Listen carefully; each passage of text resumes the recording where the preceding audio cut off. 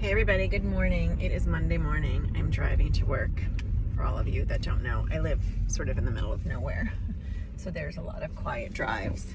And it's a good time for me to kind of get my head together and think about the day. I am just pulling out of my very long, quiet driveway into a nice sunny day. It is almost Valentine's Day and the sun is starting to show and the snowdrops are starting to bloom, and I'm incredibly ready for spring. I sort of need some fresh air.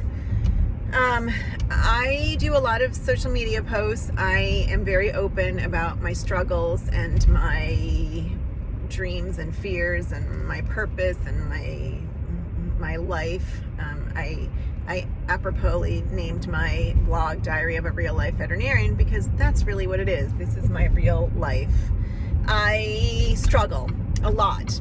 People in veterinary medicine struggle all across the board. Every single person who works here struggles. We struggled with a whole bunch of precarious circumstances and situations. One, pets are considered property. That means that there's this really tenuous, difficult line that we navigate between understanding that pets are only going to be given what their owners will appropriate, and for some of those people, it is everything. They would give their life for their pet. And for others, it is very basic economics, so much so that a lot of people don't get vet care anymore because it's cost prohibitive. I hear a lot of people, there's a lot of testimonials on my YouTube channel about how difficult it is. I talked to a veterinarian who's struggling to be able to afford care for her dog.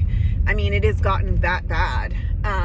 We are in crisis mode. If the statistics for suicide don't dictate to you that, then the cost of care does. We are being taken over by corporate conglomerates who are taking advantage of the fact that there are no limits, really no limits on what they can charge you.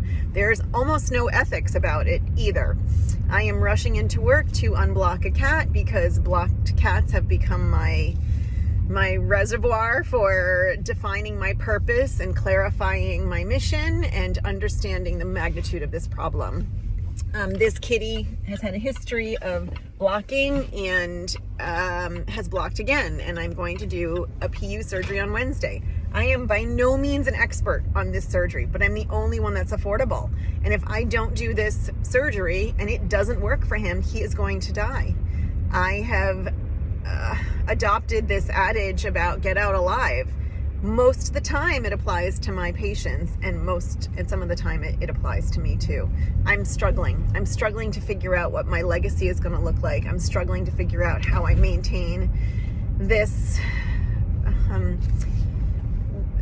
work ethos, and I'm struggling to figure out how I encourage and support other veterinarians who are in the same predicament as me and feel like it really just has to become about the money, which feeds into the problem.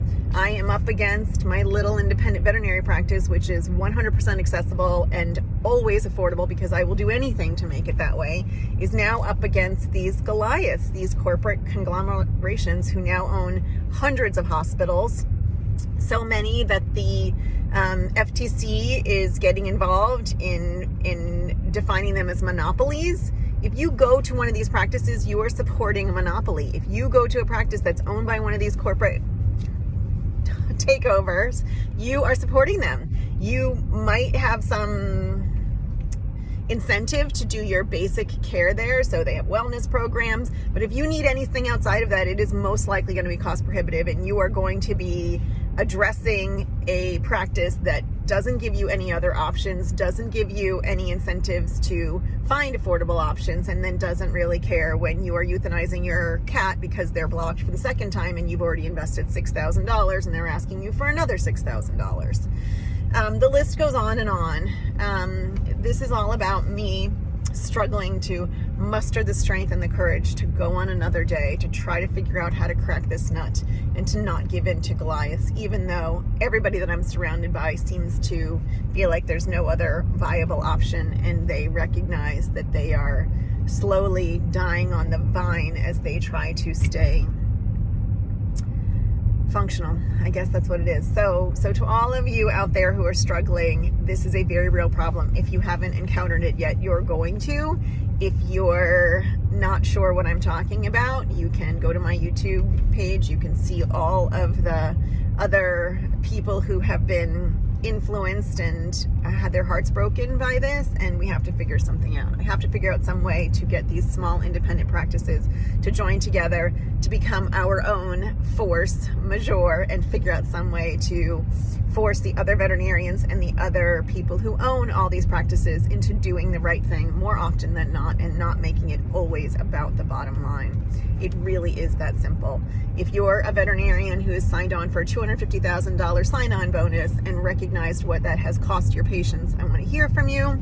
If you think that I'm crazy, I don't want to hear from you, because you're not going to help me solve this problem. And for all of you that have a pet who has found their way into a practice that doesn't support your emotional attachment to your pet, I'm all ears. We have to get this figured out, and I struggle every day to both provide service and care and access and affordability, and then also understand how I face the giants in the room who are just trying to swallow me up or watch me die. Take care, everybody. Happy Monday.